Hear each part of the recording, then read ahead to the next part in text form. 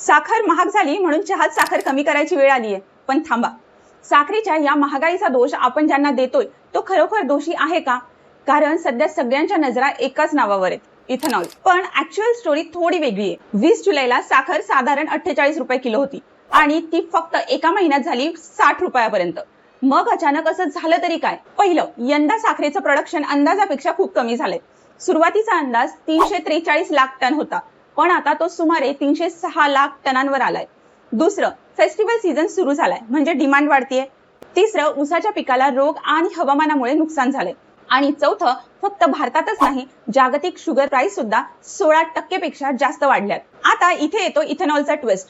साखर इथेनॉलकडे वळवल्यामुळे महाग झाली असं म्हणणं सध्या अवेलेबल डेटा सपोर्ट करत नाहीत. उलट इथेनॉलसाठी डायव्हर्ट होणाऱ्या शुगरचा हिस्सा 12% वरून 9% आलाय.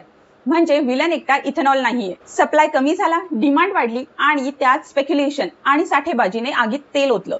म्हणूनच सरकारने stock limits, physical stock verification आणि ड्युटी फ्री शुगर इम्पोर्ट सुद्धा सुरू केलाय.